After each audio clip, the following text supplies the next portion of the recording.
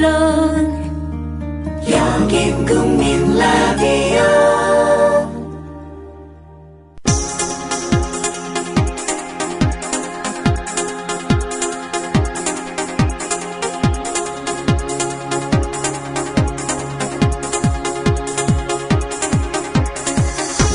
해고 이즈 해피입니다.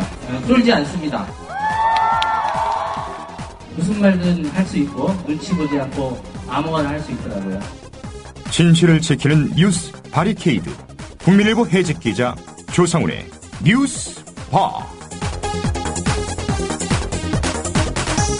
청취자 여러분 안녕하십니까? 조상훈입니다. 8월 마지막 금요일 29일 뉴스바입니다. 오늘 짚어볼 주요 이슈입니다. 잘 아시는 것처럼 국민라디오와 국민TV의 모체는 미디어 협동조합입니다. 대자본과 권력의 눈치를 보지 않고 조합원이 주인이 돼 제대로 된 방송을 만들어보자는 게 미디어 협동조합의 설립 취지입니다.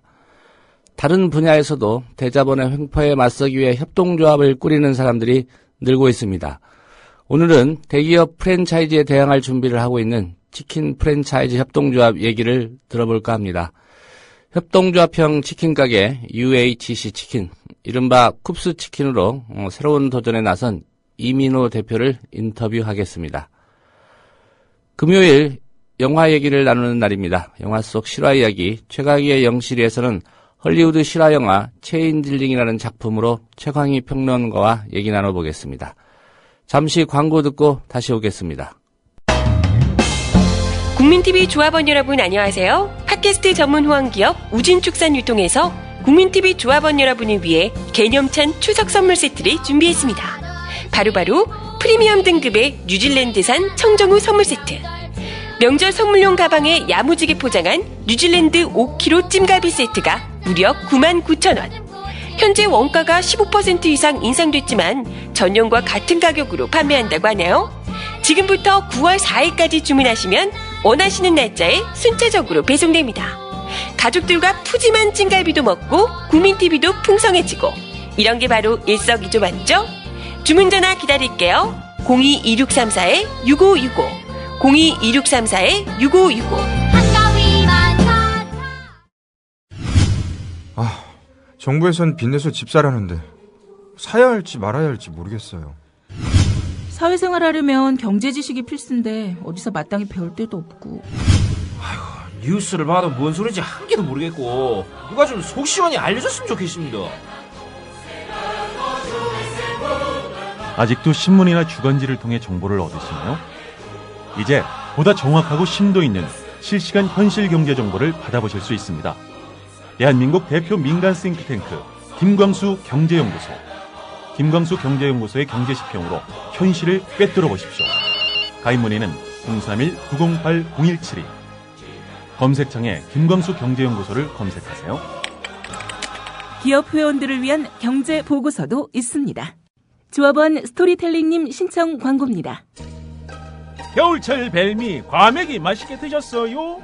포항 죽도시장 상인협동조합에서 이번에는 간장게장을 내놓아요. 살아있는 암꽃게로 만들어 살이 탱탱한 명품 간장게장. 미디어 협동조합원께는 아주 저렴한 가격으로 모시고 배송비를 따로 받지 않습니다. 010-9896-8282 010-9896-8282. 검색창에서 죽도락을 검색하세요. 밥도둑 망도둑 내 사랑 간장게장.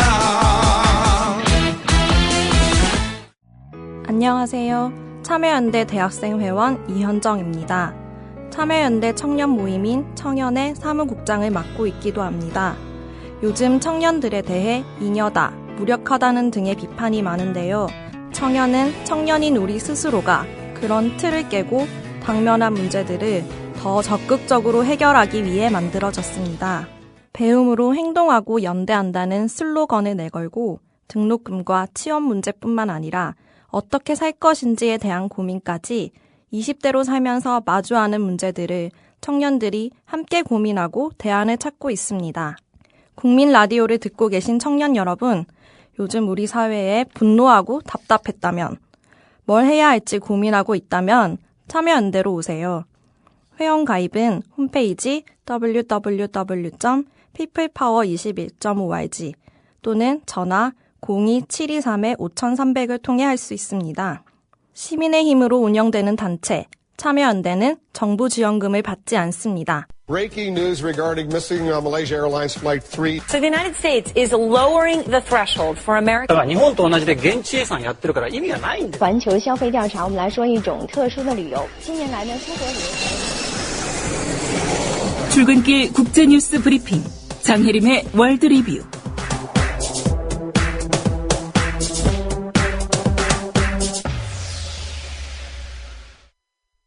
네, 한 가지 이슈를 자세히 짚어보는 금요일 국제뉴스 브리핑입니다. 오늘은 이스라엘의 팔레스타인 가자지구 공습, 그 이후 어렵게 이루어진 장기 휴전 합의와 관련한 몇 가지 쟁점들을 짚어보도록 하겠습니다. 장혜림 캐스터와 함께하겠습니다. 안녕하십니까? 네, 안녕하세요. 예, 장기 휴전 합의에 대해서 이스라엘과 하마스 공식 입장을 내놨습니까? 네, 50일간의 교전 끝에 무기한 휴전에 합의한 이스라엘과 하마스가 현지 시간으로 27일 일제히 자신들의 승리를 선언했다고 AP통신 등이 보도했습니다. 어제 전해드린 대로 베냐민 네타냐후 이스라엘 총리는 이번 교전으로 큰 타격을 받은 하마스가 휴전 협상에서도 아무것도 얻지 못했다며 하마스가 공격을 재개하면 더 강력하게 대응하겠다고 밝혔는데요. 예. 이날 오후 기자회견에서 네타냐후 총리는 마흐무드 아바스 팔레스타인 자치정부 수반이 하마스를 대신해 가자 지구를 다시 통치하기를 바란다고 말했고요. 하마스가 권력을 유지하는 한 팔레스타인과의 갈등을 협상으로 해결하기는 불가능하다 이렇게 전했습니다. 예, 어제 하마스 대변인 얘기 잠깐 언급해 주셨는데 하마스도 자신들이 승리했다 이렇게 밝혔다고요? 그렇습니다. 하마스도 자신들이 이스라엘에 큰 손해를 입혔다며 승리를 주장했습니다. 하마스는 이날 성명을 통해 팔레스타인이 시오니스트 테러에 꿋꿋하게 저항한 덕에 군사적 승리를 거뒀다고 자평했습니다. 하마스 대변인은 이스라엘 국기를 밟고 선 채로 가자 지구가 어떤 군대도 해내지 못한 일을 달성했다며 적을 물리친 가자가 승리했다 이렇게 연설했습니다. 예, 이스라엘, 하마스 양측 모두 자신들이 승리했다고 밝혔지만 누가 승리했든지 간에 실제로 고통받은 건 국민들이 아닌가 싶습니다. 특히 가자 지구 주민들의 피해가 컸었는데 주민들이 다시 일상으로 복귀하고 있다는 소식도 있는 것 같습니다. 네, 50일간 이어졌던 이스라엘의 공격으로 막대한 피해를 본 가자 지구는 일상으로 돌아갈 채비를 하고 있지만 쉽지 않아 보입니다. 유엔 개발계획 특별대표는 정확한 피해 규모가 이제 겨우 드러나기 시작했다며 최근 들어 가자 지구가 이 정도로 심하게 피해를 파괴된 적은 없었다고 말했습니다. 예. 영국 가디언도 피해를 복구하는 데 수년 이상이 걸릴 수도 있다고 전했습니다. 보도에 따르면 그동안 이스라엘의 공습을 피해서 떠났던 가자지구 주민들이 속속 집으로 돌아왔는데요. 이들은 잿더미가 된 집 앞에서 망연자실해 하기도 했고 건물에 잔해를 치우면서 겨우 잠자리를 마련하기도 했습니다. 예, 가자지구 피해 상황이 심각하다 이런 국제사회의 시각도 있는 것 같습니다. 이 가자지구 돕기 위한 국제사회 지원이 이어지고 있다고요? 그렇습니다. 휴전협상 합의 내용에 따라 구호물품과 건설자재의 가자지구 반입이 재개되면서 가자 주민들을 돕기 위한 국제사회 손길이 이어졌습니다. 유엔 세계식량기구 WFP는 현지 시간으로 27일 15만 명이 5일간 먹을 수 있는 식량을 지원했는데요. 예. WFP에 따르면 이스라엘의 가자지구 봉쇄가 시작된 2007년 이후에 가자지구가 WFP의 지원을 받게 된 것은 이번이 처음이라고 합니다. 사우디아라비아가 보낸 의약품 150톤과 또 오만이 지원한 위생물품 45톤, 그리고 터키에서 보낸 구호물자 등도 가자지구에 도착했습니다. 예. 하마스가 그동안 휴전 협상의 전제 조건으로 내걸었던 요구들 어느 정도나 이번에 수용이 됐습니까? 휴전 협상의 조건으로 그동안 하마스가 계속 요구했던 것은 이스라엘의 가자지구 봉쇄 해제였습니다. 2000년에 일어난 팔레스타인의 반이스라엘 저항운동 이후 가자지구에서는 800km에 달하는 8개의 분리 장벽이 건설돼 현재까지도 가자지구는 이 벽으로 둘러싸여 있는데요. 예. 이스라엘은 이곳으로 반입되는 모든 물품을 통제하면서 가자지구에 숨통을 쥐어왔습니다. 하마스가 요구했던 핵심 사항 중 하나가 이 장벽의 철거였습니다. 하지만 아직까지 이 요구는 받아들여지지 않았고요. 결국 2,143명이 희생됐음에도 불구하고 가자 주민은 여전히 이 장벽 안에 갇혀있는 상태입니다. 물론 가자 해안 봉쇄가 완화되는 등 약간의 성과가 있었지만 가자 주민의 큰 희생에 비해 하마스가 얻어낸 게 거의 없다는 분석입니다. 예. 이스라엘 측이 가자지구 공습하면서 명분으로 내세웠던 것 중에 하나가 땅굴을 파괴해야 된다 이거였습니다. 이 땅굴이 만들어진 이유도 좀 궁금한데요.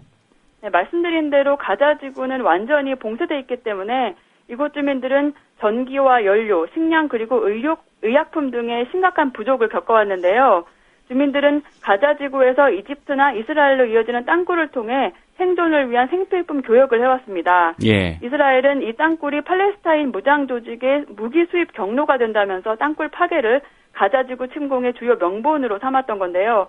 아무데도 갈 수 없도록 사방을 막아놓고서 생존 수단이자 또 외부로 통하는 유일한 통로마저 공격의 명분으로 내세웠던 겁니다. 예.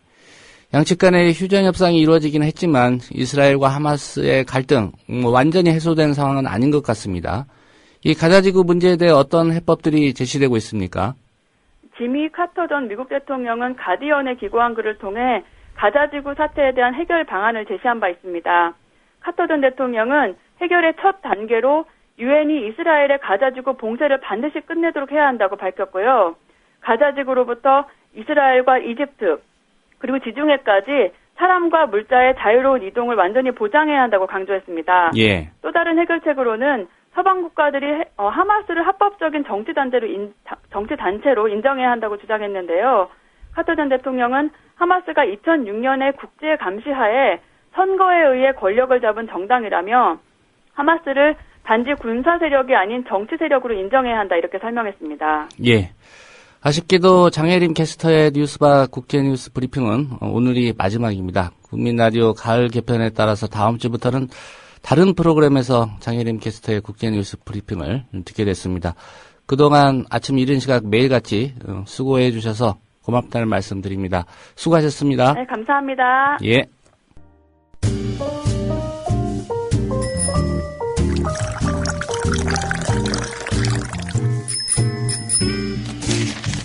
아침 신문 귀로 읽기 김용민 PD의 조간 브리핑.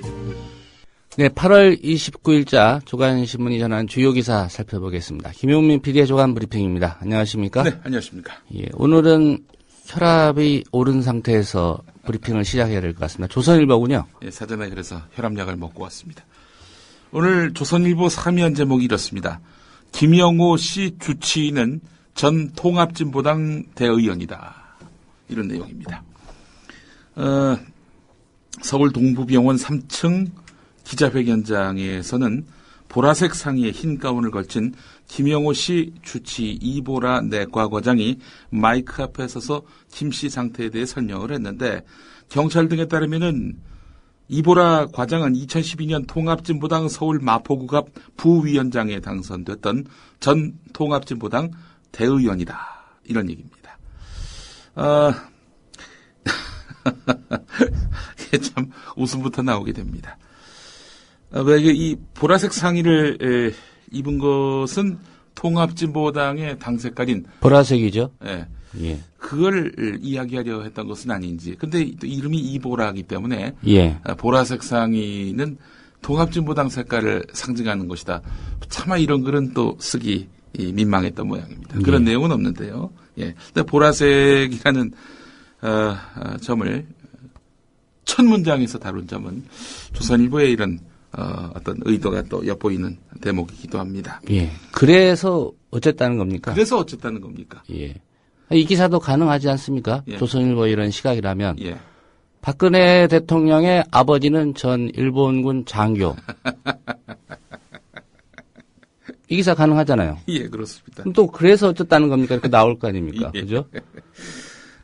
뭐 이런 얘기입니다. 한마디로 경찰 관계자가 한 말인데 김영호 씨가 속해 있는 금속노조도 민주노총 산하이니 보건의료노조가 있는 병원에 가면은 김영호 씨 상태에 대한 보안 유지나 협조가 보다 원활히 이루어질 수 있다고 판단했을 가능성이 있다. 이런 겁니다. 예. 아니 김영호 씨가 그러니까 민주노총 산하의 한별노조에 가입되어 있는 병원에 들어가서 뭐 단식을 하고 있다. 말은 그렇게 해놓고 그 안에서 보름달빵 뭐 이런 거 먹고 있을 수도 있다. 이런 뉘앙스를 주는 내용으로 전 봅니다. 예. 김용호 씨가 가짜 단식을 하는 거 아니냐라는 이른바 일베들의 주장과 또 맞닿아 있는 것이 아닌가 이런 인상도 갖는데 말이죠. 예, 관련 정보는 기사에 보니까 경찰 등, 네. 예, 경찰 이외에 또 다른 곳에서 이런 정보들을 줬다는 얘기네요. 네. 조선일보 기사에 따르면 말이죠. 예, 민주노총의 조합원이 한 70만 됩니다. 민주노총이 굉장히 강성한 조직이다 이런 인상을 많이 받지만 산별노조의 어떤 자체적 또 자치적 이런 역량 또 활동 이런 것들이 집산된 어떤 합의체의 형태 아닙니까 민주노총이? 근데 민주노총 산하의 금속노조, 보건의료노조다 보니까 서로 뭔가 야합을 했을 가능성이 있다는 식의 그런 뉘앙스입니다. 예.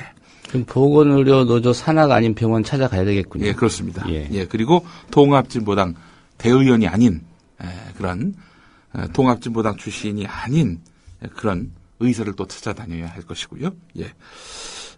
정말 어처구니가 없는 그런 기사였습니다. 동아일보 이면을 보면요. 4월 17일에 박근혜 대통령이 진도체육관을 방문했을 당시 단상을 향해서 책임자를 바꿔줘 라고 고함친 다음 돌아서서 XX 받아버릴까 한번 이렇게 김영호 씨가 당시 발언한 부분을 담고 있었습니다.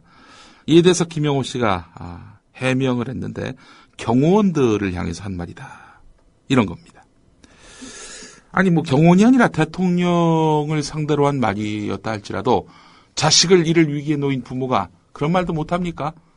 세금 줘가지고 국민들의 안전을 챙기라고 앉힌 대통령한테 말입니다. 안 그런가요? 왜 여왕시하죠? 지금 우리가 왕을 뽑았습니까? 대통령한테 그런 말 왜 못합니까? 자, 그런데 말이죠. 이 동아일보 기사가 좀 이상합니다. 유민 아빠가 이른바 막말 논란에 대해서 적극적으로 해명을 이렇게 했는데 기사 중에 단 한 줄도 들어가 있지 않는 경호원에게 그럼 욕해도 되는가? 이런 비판도 제기되고 있다. 이게 또 소제목으로 들어가 있습니다. 예. 아니, 통상 본문에 있는 내용을 요약을 해가지고 이렇게 제목에 달아야 되는 거 아닌가요? 근데 이런 경우도 있습니까? 본문에는 없고 이럴 가능성은 있습니다. 당초 기사에는 있었는데 편집자가 편집을 하면서 기사가 넘치면은 지면은 한정이 되기 때문에 기사를 잘라냅니다. 그런데 그 부분을 잘라냈을 가능성이 있다는 거죠. 잘라내놓고 이미 설정한 제목은 그대로 유지한. 그런 걸까요? 어쨌든 본문에는 없는 그러나 본문보다도 훨씬 가독성이 높은 제목에는 경호원에게는 욕해도 되나? 이런 비판이 김유민 양 아버지에게 제기됐다. 이런 내용이 있습니다. 예, 동아일보 편집부의 이면 편집자에게 아마 알아봐야 이거는 사실관계가 좀 밝혀질 것 같습니다. 한편 동아일보는요, 유민 아빠 김영호 씨가 단식을 중단하고 미음을 먹고 있는 사진을 실으면서 일각에서는 김영호 씨를 둘러싼 아빠 자격과 막말 논란 등이 확산되니까 이런 관심이 집중되는 것에 부담을 느꼈기 때문에 이렇게 단식을 중단한 것 아니냐. 이런 분석도 내놓고 있다라고 하고 있습니다. 아니 이게 무슨 닷새를 했습니까? 열흘을 했습니까? 46일을 한 사람입니다. 생사의 고비에 서 있는 사람이 지금 주변에서 그렇게 뜯어 말리고 있는 그런 형국에서 결국에는 살아서 투쟁하겠다라고 마음을 먹고 결국 단식을 포기한 건데 이걸 갖고 세간의 어떤 그런 논란 때문에 결국에는 확산되는 것을 막기 위해서 단식을 중단했다? 참 진짜 어떻게 인간의 탈을 쓰고 이런 짓들을 할까요? 이런 인격살인을 할까요? 예. 오늘 동아일보는 또 일면에서 이런 기사를 실었습니다. 세월호 참사 국민대책회의 결성단체를 분석해보니까 756개 단체 가운데 254개가 광우병 시위 때도 참여를 했다. 이런 제목입니다. 동아일보 취재팀이 국민대책회의에 참여한 세월호 국민대책회의에 참여한 756개 단체와 한미 FTA, 광우병, 제주 해군기지 건설, 서울 용산 철거민 참사, 쌍용차 정리해고 사태 때 결성된 연대기구 참여단체를 분석해봤는데 이를 비교했더니 광우병 국민대책회의에 참여한 1841개 단체 가운데 254개가 세월호 참사 국민대책회의에도 포함되어 있었다고 합니다. 또 쌍용차 정리해고 철회 및 정리해고 희생자 범국민 추모위원회에 소속된 단체 67개 가운데 26개가 국민대책회의에, 이번 세월호 국민대책회의에 참여를 했다는 겁니다. 해군기지 반대는 44개 가운데 16개, 용산 참사 대책위에는 88개 단체 중에 30개, 한미 FTA 저지 같은 경우 270개 중 40개가 이번 세월호 국민대책회의에 합류한 것으로 확인됐는데, 민주노총, 그리고 전국 농민회 총연맹, 전농이라고 하죠. 평화와 통일을 여는 사람들, 21세기 한국대학생연합 같은 4개 단체는 6개 이슈 관련 대책기구에 모두 참여했다고 합니다. 아니, 광우병 때나 지금이나 혹은 앞서도 소개를 했습니다마는 쌍용차 문제, 용산 문제, 또 제주 해군기지 문제, 이 모든 것들이 국가, 정부의 책무인 안전의식 부재를 질타하는 차원에서 결성된 기구 아닙니까? 아니, 시민단체는 이런 거 문제 삼으라고 있는 겁니다. 예. 그리고 광우병에 비해서 세월호 때 참여한 단체가 13.8%라고 밝혔죠. 86.2%가 정치색이 없다는 얘기입니다. 이 국민적 이슈란 얘기예요. 세월호 참사 국민대책회의가. 물론 용산의 문제나 쌍용차 문제나 한미 FTA 문제 모두 다 진보의 이슈라고 말할 수도 없는 겁니다. 모든 국민에게 직접적인 여파를 미치는 그런 사안 아니겠습니까? 아니, 시민단체 정당하고도 또 명분 있는 활동에 대해서 왜 이걸 갖고 문제를 삼죠? 예. 왜 이게 기사거리가 되죠? 한 가지 주목하고 싶은 게 있습니다. 예. 예, 이 이슈들 중에 예. 국정원 등 국가기관 대선 개입 그 시국회의 예. 이 사례는 언급을 안 했네요. 예? 예. 글쎄 말입니다. 예. 여기에 참여한 시민단체들이 지금 이 세월호 참사 국민대책회의에도 참여하고 있다. 예. 이렇게 쓸 법한데 예. 그 내용은 빠져 있어서 좀 의아합니다. 예, 그렇습니다. 왜 그런지도 한번 좀 살펴볼 필요가 있을 것 같고요. 결국 동아일보 얘기는 이런 거 아닙니까? 전문 대목군에게 끌려다니는 야당이다. 예. 이런 인식을 심기 위함이 아닌가라는 판단이 드는데요. 이런 식으로 이렇게 어떤 특정 대상들의 결집된 의사표시 이런 것들을 테두리를 치는 거예요. 외연을 막습니다. 고립시키려고 하는 거죠.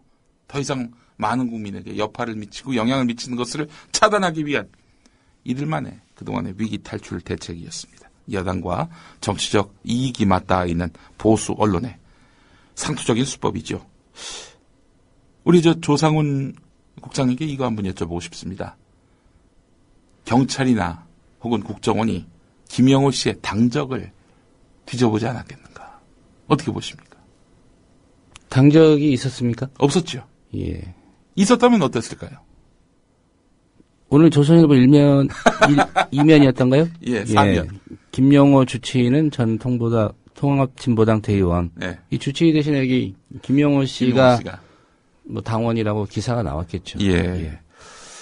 뭐 그렇지 않아도 김영호 씨가 비정규직이었다 정규직이 돼서 자동적으로 민주노총 산하의 금속노조 조합원이 됐는데 민주노총이 배후에 있다. 이런 식으로 김영호 씨를 엮었던 그런 보수 언론들 아니겠습니까? 예. 이 민주노총 조합원이 70만입니다. 70만. 참나 기가 막혀서. 오늘 그 조선일보하고 중앙일보를 보면은 야당 걱정을 또 합니다. 조선일보 일면 제목은 이렇습니다. 유민 아빠에게 끌려다니다가 길을 잃은 야당. 이런 제목입니다. 단식 정치는 일단락됐지만 야당은 난파 직전 상황으로 몰리고 있다. 제1야당 대표가 130년 국회의원의 위임을 받아서 진행했던 여야 합의를 2번이나 파기했다. 이런 과정에서 야당은 일반 여론과 여당은 물론 야권 지지층 그리고 세월호 유족에게조차 외면당하는 상황으로 몰렸다. 그래서 새정치연합은 창당 직전 40%에 육박했던 지지율이었는데 최근에 23.2%로 반토막이 났다. 이러고 조선일보는 야당 걱정을 합니다. 아니 그 유족의 뜻을 배제한 채 야합에 가까운 그런 합의를 한 것 때문에 국민들이 야당 못 믿겠다. 이렇게 나오는 건 아닐까요? 그런 분석은 조선일보에 없습니다. 중앙일보를 보니까 처음 본 낯선 그 얼굴의 사람이 일면 사진 한가운데 들어가 있습니다. 누군가 봤더니 황주홍 의원입니다. 장외투쟁을 반대하는 15인 서명파 의원의 선두에 서 있는 황주홍 의원이거든요. 명분 없는 장외투쟁을 철회해달라 이렇게 요청하고 있습니다. 묘하게 그 황주홍 의원과 대비되는 인물이 있습니다. 바로 문재인 의원과 함께 광화문 광장 농성장에서 단식하고 있는 오늘로 9일째입니다. 정청래 의원입니다. 정청래 의원과 황주홍 의원이 작년에 아주 심하게 들이받은 적이 있었습니다. 황주홍 의원 발언을 이제 문제 삼은 건데요. 9년 전 노무현 전 대통령 하야를 촉구했던 발언도 있었고, 문재인 의원에게 의원직 사퇴와 함께 정계 은퇴를 요구한 점, 그리고 문재인 후보가 박정희 묘소를 참배하지 않았다면서 비판한 점, 아울러 평양에 가면서 왜 종편에는 안 가는가라고 동료 의원들을 지적한 점, 박정희를 세종대왕보다 존경한다 이렇게 말한 점, 이런 점을 들어서 정청래 의원이 황주홍 의원을 상대로 맹공을 퍼부었습니다. 정청래 의원은 그러면서 이런 말도 했습니다. 내 처갓집이 전남 강진인데, 이 전남 강진이 지역구거든요. 예. 해남하고 황주홍 의원이 말입니다. 내 처갓집 동네의 국회의원이지만 처남한테 들으니까 대선 때 코빼기도 안 보이고 중앙에서 언론 플레이만 일삼는 비양심적인 사람이라 불의를 격퇴하는 차원에서 황주홍 의원을 비난하지 않을 수가 없었다. 국회의원을 떠나서 참 나쁜 인간성의 소유자다. 이렇게까지 이야기를 했고요. 의원총회에서는 아예 대놓고 그 앞에서 눈 쳐다보면서 비난을 한 그런 사이기도 합니다. 정청래 의원이 황주홍 의원을 그렇게 비난했다는 겁니다. 자, 그 세월호 유족들과 함께 단식하는 것과 조중동의 격찬을 받으며 장외투쟁하지 말자 이렇게 말하는 것, 누가 더 국민에게 야당답게 비춰질지 그건 애청자 여러분의 판단에 맡기겠습니다.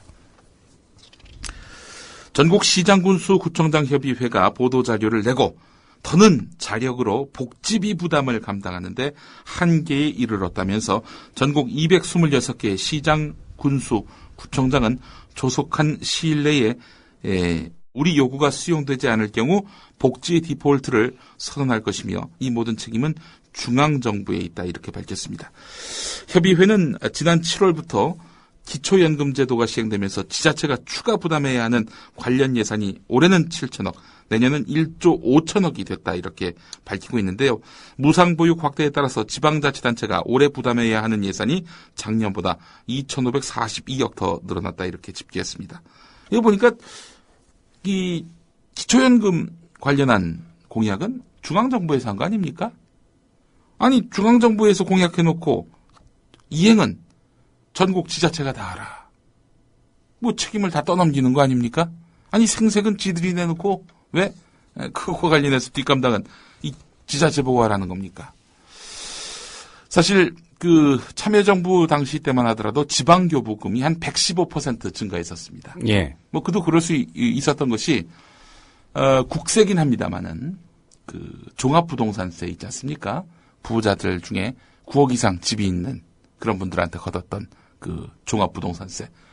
이 수입은 국세 수입이긴 합니다만은 이 수입을 걷어들여서 참여정부는 지방에다 나눠줬습니다.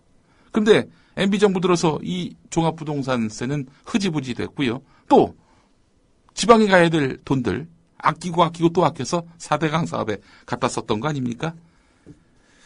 2009년까지의 그 상황을 집계해 보면은 참여정부 때 115% 증가한 지방교부금은 2009년 말 마이너스 8%입니다. 제가 그 이후 통계는 아직 찾아보지 못했는데 여간 어마어마하게 줄어들었다 이렇게 볼 수 있는 거고요.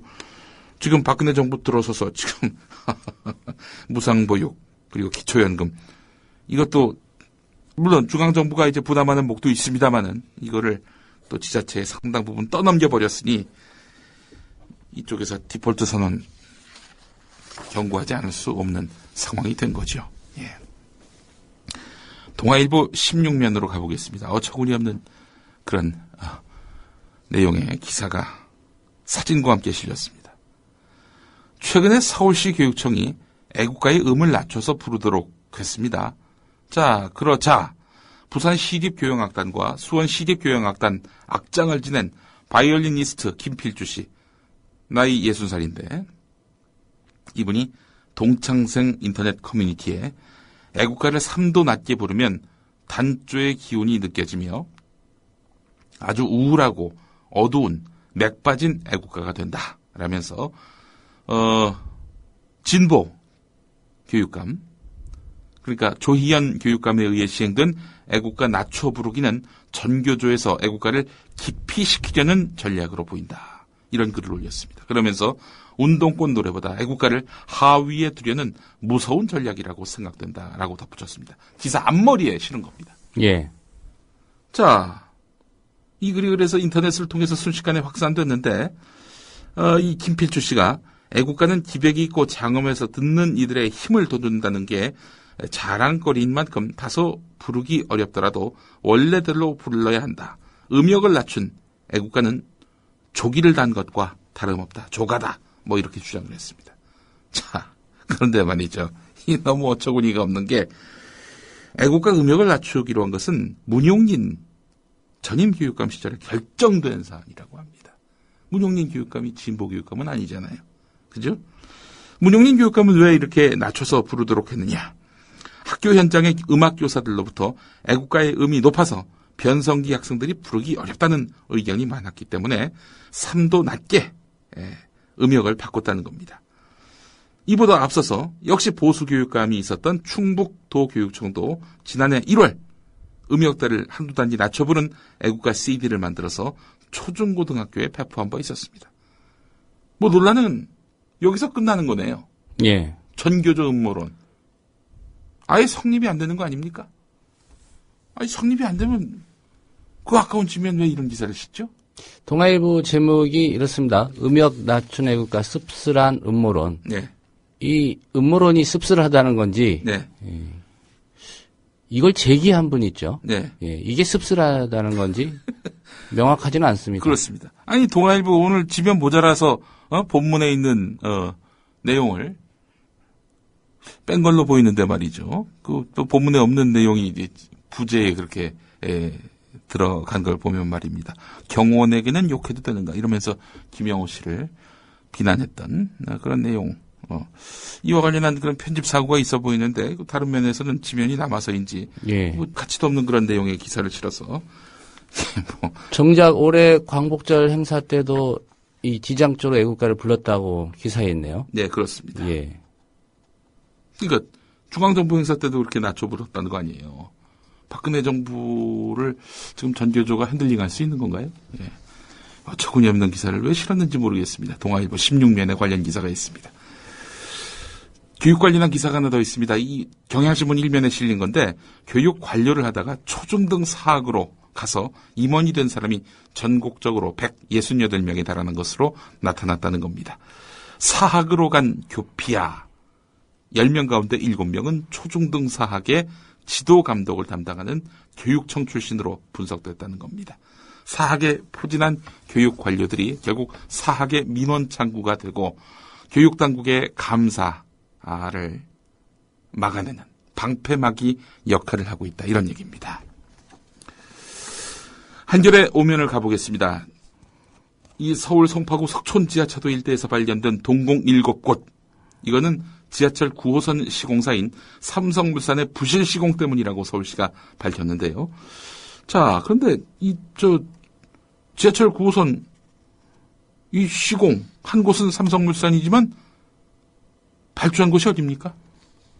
서울특별시 아닌가요? 예. 예.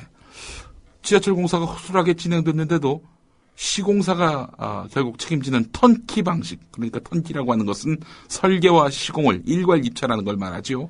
그리고 책임감리제 적용사업장이라는 이유 때문에 서울시가 그동안 관리감독을 소홀히 해왔다는 겁니다. 그래서 서울시 책임론이 제기됩니다. 실은 이 송파 지역, 서울 도로 함몰 지역의 31%가 바로 송파 지역입니다. 지반이 약한 적층이 많은 곳이라고 하는데요.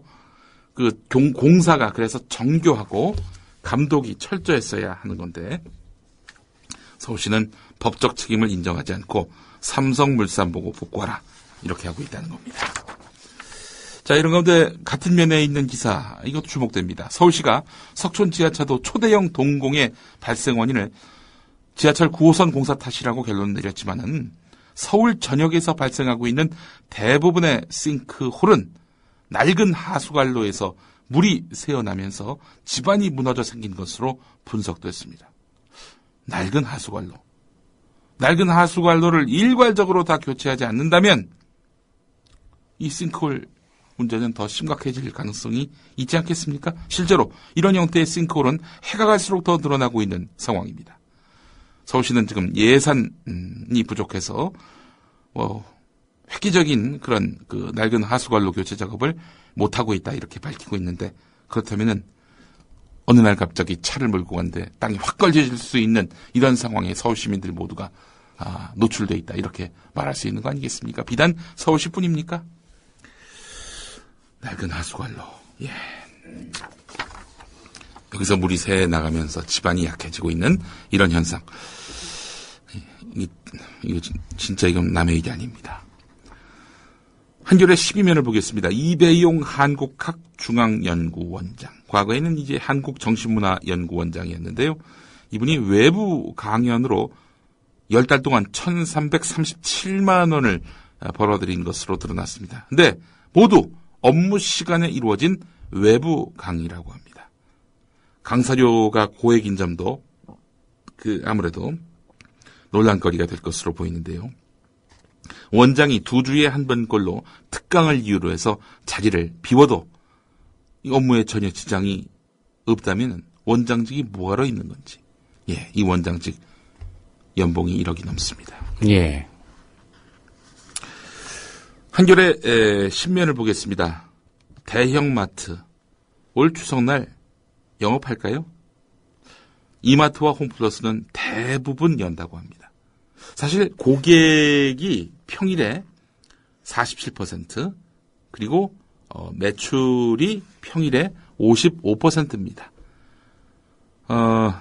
절반밖에 안 되는 그런 고객의 또 매출인데 굳이 추석날 문을 열어가지고 이 노동자들 연휴에 쉬지 못하게 한다는 거지요. 영국은요, 성탄절에 반드시 쉬도록 하는 크리스마스 데이법이 있어서 대형마트들이 크리스마스 당일에는 쉬어야 합니다. 요즘에는 백화점도 명절 연휴에 이틀은 쉬는데요. 대형마트의 명절 당일 영업은 이건 문제가 있다. 기업의 사회적 책임과도 맞지 않는다. 이런 지적이 나오고 있습니다. 예. 경향신문 16면을 봤습니다. 특집면으로 이제 분류가 되고 있는데 특집면이라 할지라도 여기 실린 기사는 기사 아닙니까? 또 바이라인에 보니까 기자는 아니지만 기획위원이란 이름으로 해가지고 기사를 작성한 사람의 이름이 실려 있습니다. 사람 인자가 크게 이렇게 부각되고 그 옆에 삼성 마크가 있네요. 결국 사람이다. 기업 경쟁력의 핵심은 결국 사람이다. 기업의 중심이 사람이기 때문이다. 우수한 사람 한 명이 1,000명, 10,000명 먹여 살린다는 이건희 삼성전자 회장의 말처럼 인재 경영은 기업의 미래, 성장력을 책임지는 핵심 키워드다. 라면서 최근 기업들이 인재 경영에 집중하고 있는데 삼성의 사례를 상세하게 다루고 있습니다. 이런 기사가 도대체 왜 경향신문에 실렸죠? 중앙일보인 줄 알았습니다. 이 아무래도 PR성 기사가 되겠죠. 예. 그러면 광고면을 이용하든지 아니면 PR 페이지라고 아예 못을 박든지 해야 되는데 특집면, 기사로 오인되게 하는 그런 면에다가 경향신문이 대놓고 삼성을 응원하는 격입니다. 저는 바이라인 아래 이 삼성 그 로고가 있지 않습니까? 예. 이게 이제 경향신문도 그런지는 모르겠지만 대체로 신문 매체에서는 이제 협찬을 한다라는 그런 의미가 내포되어 있거든요. 예. 아마 다른 광고지면에 혹시 삼성 광고가 있는지를 살펴보면 예. 그런 맥락을 좀 이해할 수 있지 않을까 생각됩니다. 네, 그렇습니다. 자, 결국 사람이다. 저는 왜 이 기사를 보면서 백혈병으로 세상을 떠난 삼성전자의 노동자들이 생각이 날까요? 예. 마지막 기사 하나만 보겠습니다. 한겨레 23면에 실린 내용인데요. 종북 부부라고 해가지고, 이 통합진보당 소속의 김재현 의원 부부 등을 거론하면서, 종북 부부 베스트 5, 뭐 이런 방송을 내보낸 채널A. 기억하시죠? 이봉규 정치평론가. 박종진의 쾌도남마에 나와서 이런 이야기를 했는데, 이에 대해서 종북 막말 방송을 한, 이봉규 씨뿐만 아니라 언론사도 공동 책임을 지라. 이러면서 채널A와 이봉규 씨에게 1,000만 원씩의 위자료를 지급하라는 판결이 서울중앙지법으로부터 나왔습니다. 그동안 종편들은 생방송 중에 출연자의 돌출 발언을 막기 어렵다 이렇게 말하면서 이런 막말을 하는 사람들을 생방송에 출연시켜가지고 방패막이를 이렇게 삼았거든요. 방패막이 논리를 삼았거든요. 예. 그렇다고 뭐 또 이 프로그램들을 녹화로 이제 바꾸거나 그러지도 않습니다. 뭐겠습니까? 생방송 중 출연자의 예상치 못한 원치 않았던 돌출 발언? 말도 안 되는 얘기죠. 그런 얘기 어디 있습니까? 예? 선수끼리는 그런 얘기하면 안 되죠. 예, 오늘 여기까지 하겠습니다. 네, 김용민 PD의 조간 브리핑이었습니다. 잘 들었습니다. 예, 고맙습니다. 대통령의 눈물 몇 방울에 이미 완전히 침몰한 세월호는 또 한 번 물속으로 가라앉았습니다.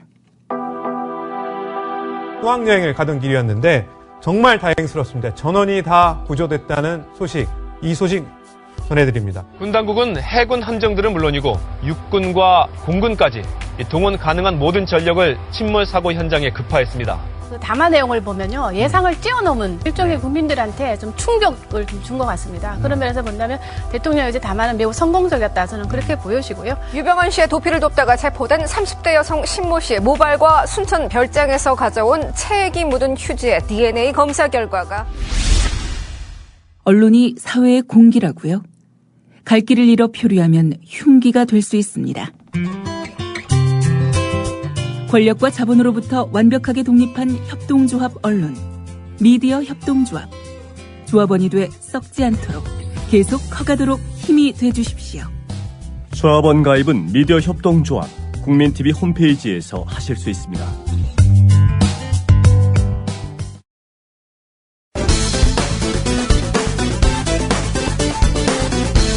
팩트TV 촬영 녹취본. 유민희 아빠가 단식을 중단한다는 소식이 들려오자 기다렸다는 듯이 오늘 오전 새누리당에서는 이러한 공약을 했습니다. 안녕하십니까. 새누리당 원내대변인 윤영석입니다. 유민희 아빠 김영호 씨의 단식 중단을 환영합니다. 세월호 유가족 대표와 새누리당 지도부 간의 두 차례의 대화 속에서 서로 간의 오해와 불신을 상당 부분 해소하고 신뢰가 회복된 것도 단식 중단에 영향을 미친 것이 아닌가 생각합니다. 그 과정에 새누리당이 너무나도 완고하게 합리적이지도 않고 타당하지도 않은 이유를 들어서 저희들의 특별법 요구, 진상조사위원회 요구를 묵살해오다가 이제서야 주로로 대화가 시작이 되었습니다. 두 번 만났지만 두 번 만남의 결과 모두 아무것도 없었습니다. 그저 새누리당의 입장, 우리 가족들의 입장을 설명하는 자리에 불과했습니다. 그래서 그동안 얼마나 양자 간의 불신이 깊었는지, 그 입장 차이가 얼마나 큰지만을 확인하는 자리였을 뿐입니다. 그럼에도 불구하고 마치 자신들이 유가족을 만나서 대화를 했고, 그래서 진전이 있었고, 그래서 유민 아빠가 단식을 풀었다는 식으로 이야기를 한 것은 저희가 누차 직접 강조하고 요청을 했던 이 세월호 참사와 우리 가족들을 정략적으로, 정치적으로 이용하지 말아달라고 그렇게 간곡히 부탁했던 그런 우리의 바람을 정면으로 배반하는 것입니다. 만일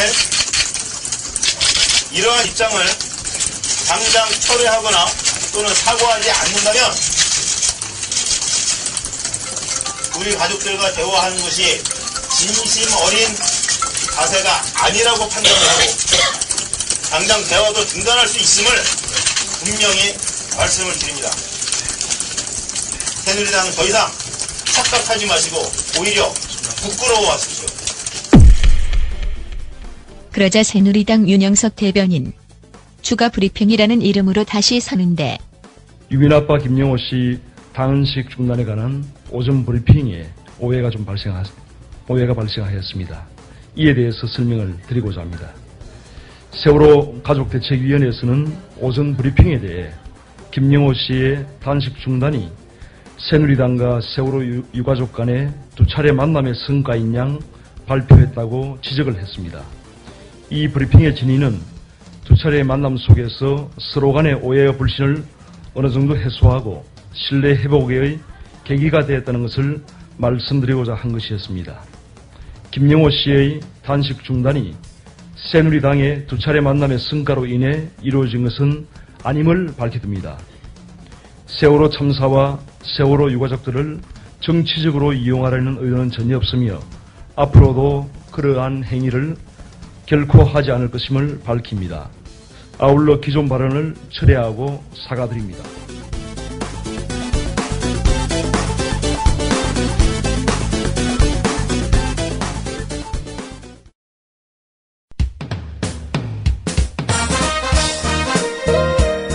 균형 잡힌 시각, 정직한 분석, 조상훈의 뉴스바. 이어서 초대석으로 만납니다.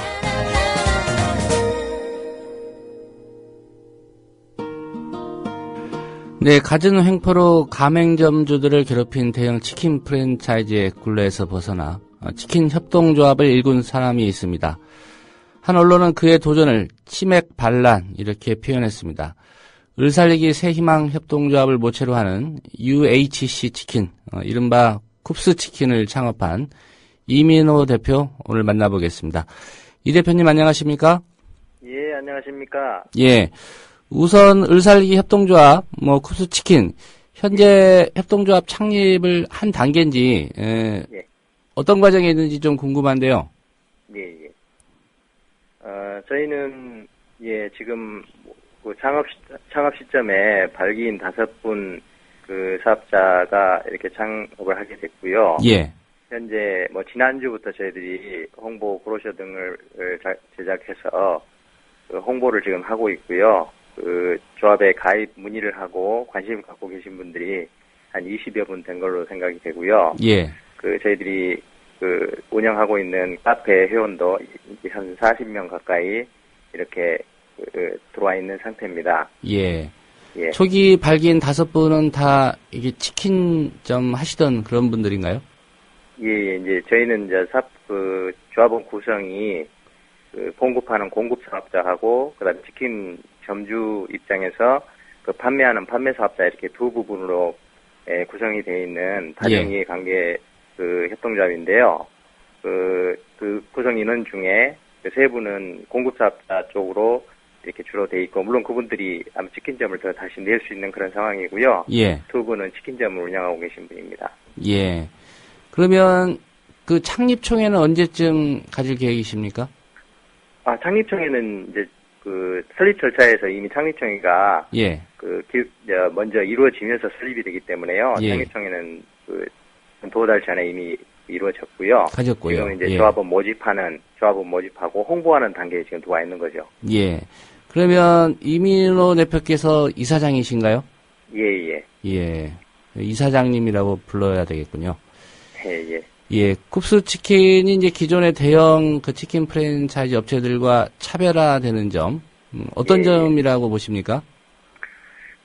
이제 대부분 아직은 협동조합에 대한 이해가 기본적으로 사업자 조합원이든 아니면 일반 저희 소비자분들이든 이해도가 굉장히 낮다고 판단이 되는데요. 가장 크게 이렇게 대비를 해보자면, 기존의 프랜차이즈 가맹본부들은 설립 자체가 이제 대주주의 이익을 위해서 만들어진 영리 이렇게 법인이고, 조합은 저희는 이제 사업자 중심으로 되어 있는 치킨 점주가 사업자로 되어 있는 치킨 점주 중심의 그 치킨 점주분들이 출자자로 되어 있는 예. 법인이 주인 형태이기 때문에 그 이익을 추구하는 그 주체 자체가 다른 거죠. 그것이 가장 큰 차이라고 할 수 있을 거고요. 예. 이제 그런 문제 때문에 현실적으로 나타나는 것이 그 프랜차이즈들은 그 기업의 영리를 지나치게 이제 그 집중적으로 그 부분에 이제 그 사업 역량을 집중시키기 때문에 그 폭리나 불공정 거래 관행들이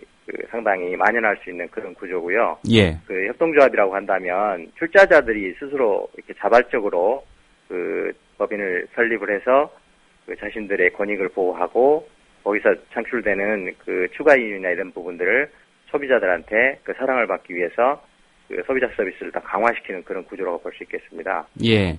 지금 실제로 오픈을 해서 그 영업을 하고 있는 치킨점이 몇 군데나 있습니까?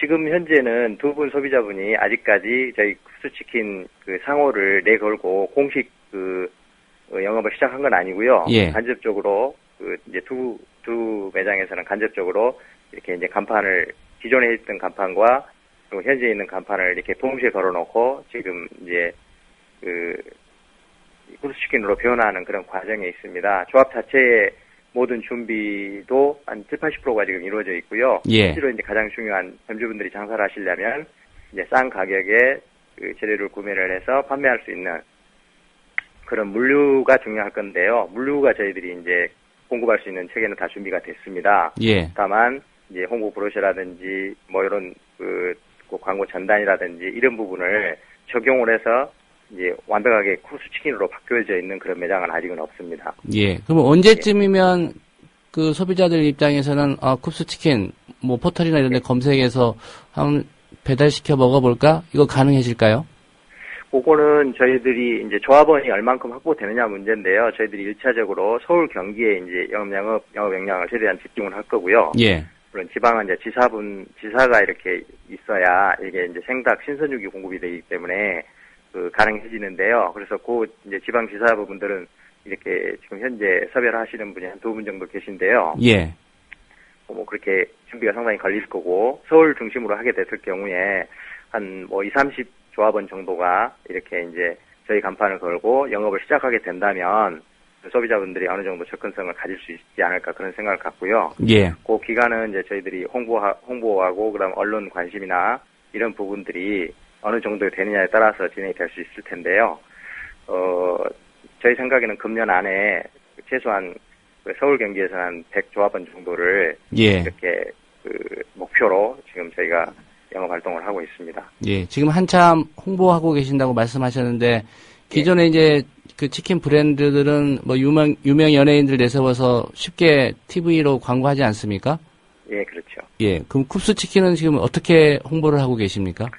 저희는 그런 정도의 자본력이 없고 치킨 점주분들이 이렇게 그 소량의 이제 일종의 이제 출자금을 객출을 해서 이렇게 이제 운영 경비를 쓰는 구조이기 때문에 그런 미스메디어를 이용한 그런 홍보를 하기는 어렵고요. 예. 그 이제 DM이라든지 홍보 브로셔 DM이라든지 그 또 언론 이렇게 이제 그 언론 활동이라든지 이런 부분들을 저희들이 통하고 그다음에 이제 그 소비자 그 치킨 점주분들이 결국은 실제로 영업 상황이나 같지 않습니까? 예. 그분들이 이제 소개를 하고 이런 방식으로 진행을 하다가 저희들이 출자금이 어느 정도 그 미스메디어를 이용할 수 있는 그런 언론 이용을 할 수 있는 그런 정도의 이제 자본력이 운영이 된다면 일반 기업에 비해서는 일반 기업들은 이렇게 이제 수익 금액과 비교를 해서 일정 금액의 마케팅 비용을 쓸 수가 있지 않습니까? 그래서 예. 저희는 그 조합원 수가 어느 정도 일정 규모에 이루어진다면은 조합원 총회를 통해서 뭐 저희는 이제 조합 자체가 큰 마진을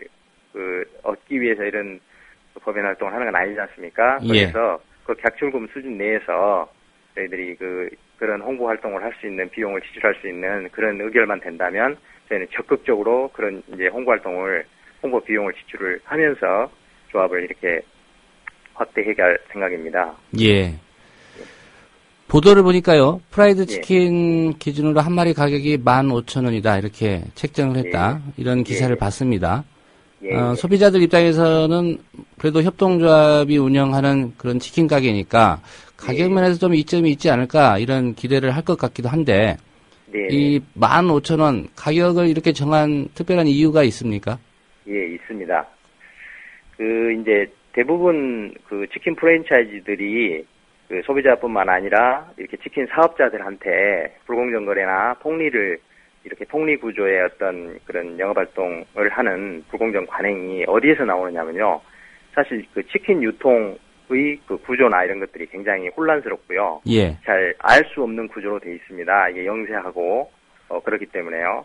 그 유통 구조 자체 내에서 각각의 그 유통 채널 내에 있는 사업자들이 그 개별적으로 굉장히 다른 어떤 환경을 다 갖고 있어요. 그래서 그 일률적인 가격이 잘 없고요. 물론 이제 그 양계협회라든지 대한교육협회라든지 이런 데서 매일매일 생삭 시세를 고시하고 있지만 그 고시하지만 그 고시 내에서도 이렇게 이제 공급받을 때 공급 계약이 모든 사업자가 다 다릅니다. 예. 그래서 이제 그게 잘 알려지지 않기 때문에 뭐 사실 폭리를 취하고 해도 매일 또 시세가 바뀌고 그러기 때문에 이런 그 불공정한 그 이제 폭리 구조나 이런 것들이 고쳐지지 않는 첫 번째 이유가 있는데요. 이제 그런 이유가 또 하나 있을 것이고 저희들이 볼 때 이제 가장 큰 문제는 15,000원 치킨 가격 후라이드 한 마리 가격이 그 프랜차이즈들이 일반적으로 가지고 가고 있는 가격인데요. 예. 그 저희 같은 경우는 이 가격을 좀 뭐 이제 마케팅 비용도 줄고 그다음에 이제 공동 구매를 통해서 원가가 줄 텐데 왜 소비자한테는 이런 비용을 그 비용 절감을 돌려주지 않느냐 이런 부분이 저 스스로도 굉장히 고민이고요. 지금도 고민이고 앞으로도 이 문제가 가장 이제 소비자들 사랑을 받기 위해서 그 저희들이 고민을 하고 개선을 해야 될 부분이라고 생각합니다. 그런데도 불구하고 저희가 15,000원 정도를 일단 지침으로 가지고 가는 이유는요. 물론 여기는 저희들이 이제 앞으로 변동성은 저희가 있다고 생각을 합니다. 근데 이제 우선은 이 정도 가격을 가져가야 되는 구조를 제가 약간 설명을 드리면요. 예. 그 치킨 프랜차이즈들이 평균적으로 지금 하루에 그 보통 한 20마리 정도를 판매를 합니다. 일반적으로 한 600수 정도를 한 달 판매량이 치킨 프랜차이즈들 전체 평균이라고 지금 예 하거든요. 가맹점 한 곳당요. 예, 그렇습니다. 그렇게 되면 한 달에 600수 정도를 판매하게 되고 하루 20수 정도 판매하는데 하루 20수면 그 15,000원 기준으로 간다면은 하루에 일이 30만 원 정도 매출이 되지 않습니까? 예. 그럼 월 단위로 봤을 때 960만 원이니까 약 한 1,000만 원 정도 매출이라고 볼 수 있습니다. 근데 이제 20수 정도를 이런 이제 일반적으로 그 대부분 이런 프랜차이즈점들이 그 배달을 위주로 하고 있습니다. 영업을 거의 다. 그렇기 때문에 이 20수 정도의 그 매상을 하려고 한다면 그 대부분 두 분 정도의 그 이제 인력이 필요하게 되죠. 예. 그 대부분 경우에 그래서 부부가 하게 됩니다. 그래서 이제 여자분이 이제 조리를 하고 남자분이 이제 배달하는 그런 구조인데요. 그런 구조로 두 분이 하고 추가의 인건비가 없다면 그 알바를 사용한다든지 이런 게 없다고 한다면 그 이제 저희가 볼 때 약 한 그 치킨 프랜차이즈들 같은 경우는 20-30% 정도 마진 프랜차이즈가 아니고 한다면 그보다 조금 더 마진이 줄 수 있습니다. 그래서 예. 그 정도의 마진인데 이 마진 구조를 본다 그러면 그 15,000원 중에 한 50% 정도는 원재료비라고 볼 수 있습니다. 예. 그리고 이제 그 외에 추가되는 비용 중에 정말로 큰 게 어떤 거냐면은 판매를 하기 위해서 하는 홍보 비용이요. 예. 그게 뭐 저희가 볼 때 한 10%가 적정한데 지금은 이제 그 아시겠지만 그 책자로 광고하고 전단지로 광고하는 광고비 외에 그 어플이라고 하는 인터넷으로 홍보하는 그런 어플 비용이 굉장히 많이 지금 증가가 돼 있습니다. 예. 그래서 10%에서 20% 정도가 판매 관리비로 사용이 됩니다.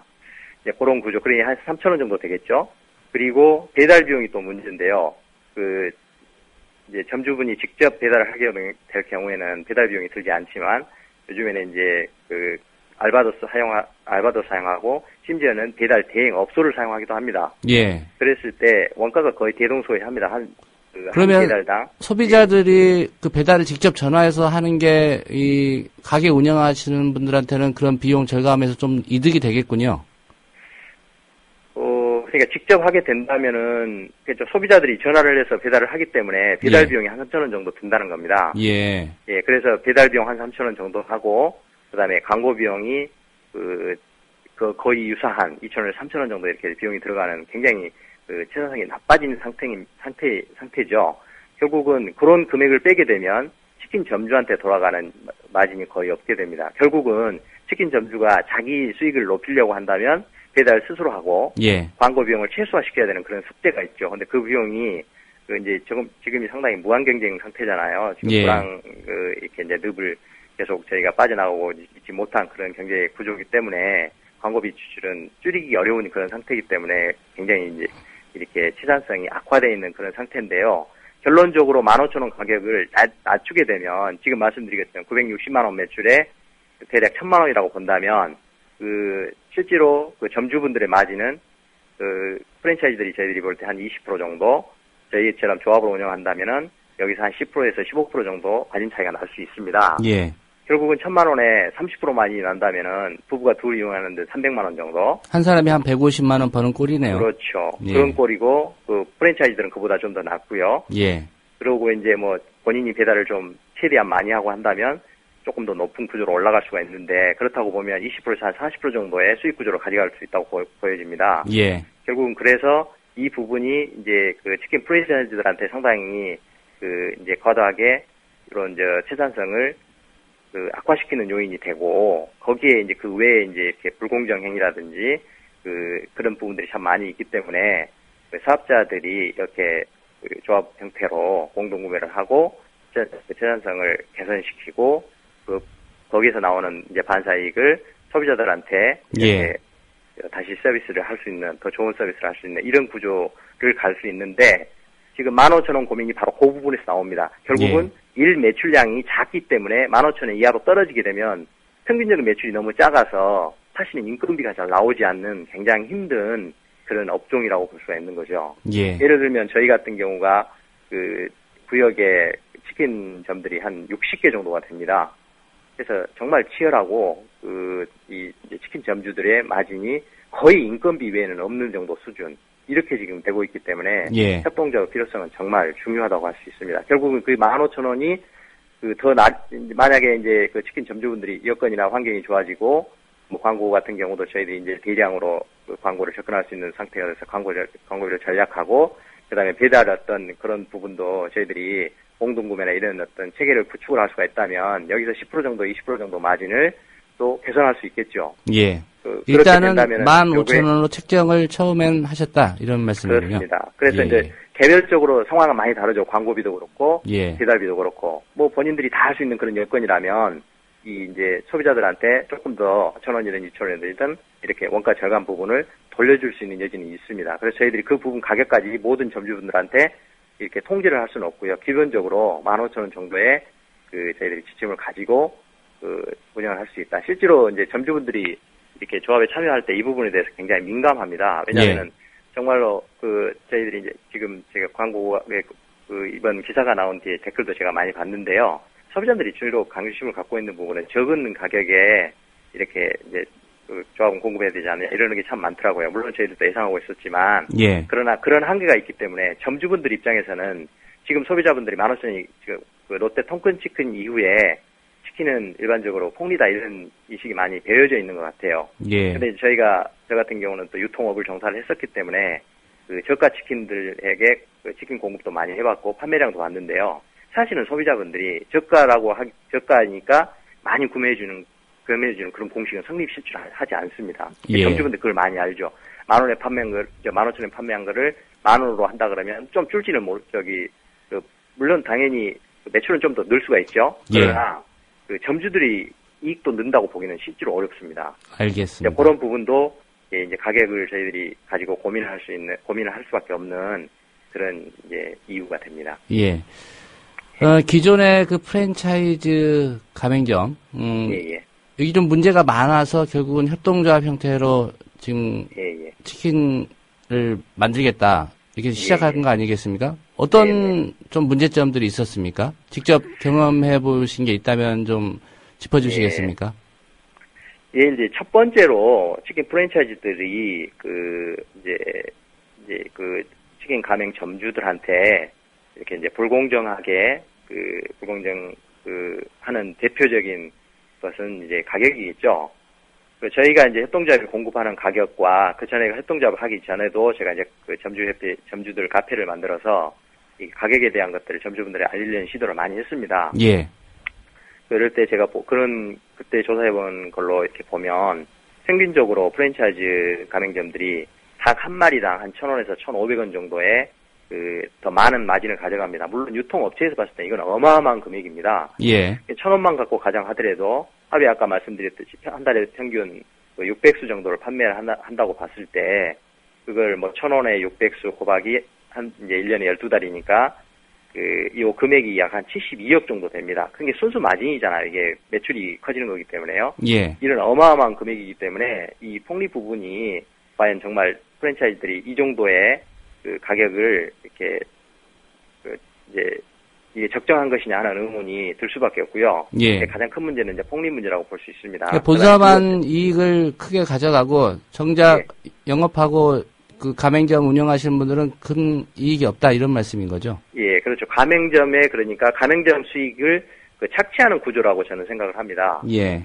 예. 그리고 이제 두 번째가 그럼에도 불구하고 이제 부당한 판촉을 강요한다든지 뭐 신제품이 나오면 신제품을 거의 강미하다시피 프랜차이즈 가맹점들한테 맡긴다든지 또 이런 부분을 거부하게 되면 이제 불이익을 준다든지 예. 이런 것들이 대표적인 불공정 행위이고요. 뭐 그런 예를 하나 든다면 이런 경우도 있습니다. 판매점에게 하루 이제 매월 이렇게 예. 매출을 증대시켜야 된다. 증대시키면 인센티브를 지급한다. 물론 인센티브도 이렇게 비싸게 물건값이라든지 이런 부분에서 비싸게 가맹점주들한테 다 받아놓은 돈이잖아요. 예. 이런 돈을 이민호 이사장님 저희가 시간이 많지 않아서 한 30초 내로 정리를 해주시고요. 예. 나중에 또 한번 기회를 봐서 인터뷰 요청을 드리겠습니다. 예. 예. 이런 이제 인센티브라든지 이런 것들이 사재기를 조장하게 하는 그런 어떤 불공정 행위의 대표적인 케이스고요. 예. 계약 이전에 해지를 하면 손해배상까지 청구를 하는 이런 것들이 이제 가맹점 착취 부분이라고 이렇게 볼 수가 있고요. 예.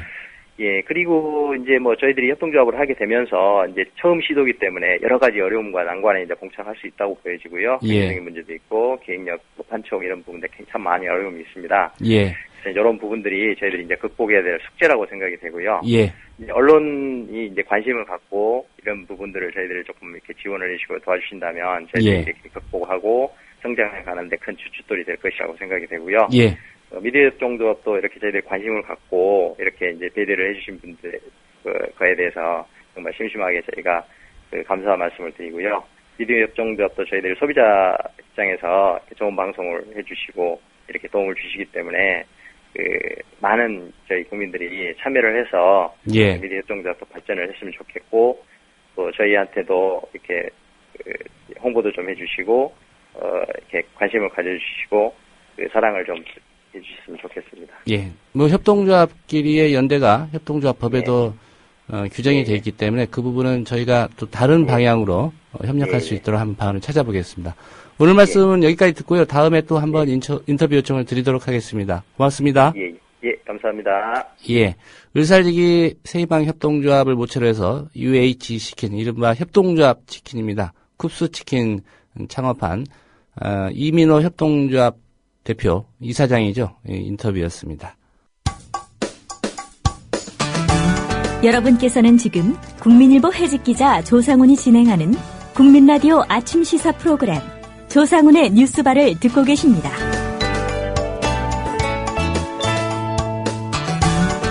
네, 어느새 8월의 마지막 금요일입니다. 영화 이야기로 금요일 마무리하도록 하겠습니다. 최광희의 영실이 시간입니다. 최광희 영화평론가 오늘 또 스튜디오에 모셨습니다. 안녕하십니까? 네, 안녕하세요. 예, 오늘 다룰 영화 어떤 영화입니까? 클린트 이스트우드 감독 다들 아시죠?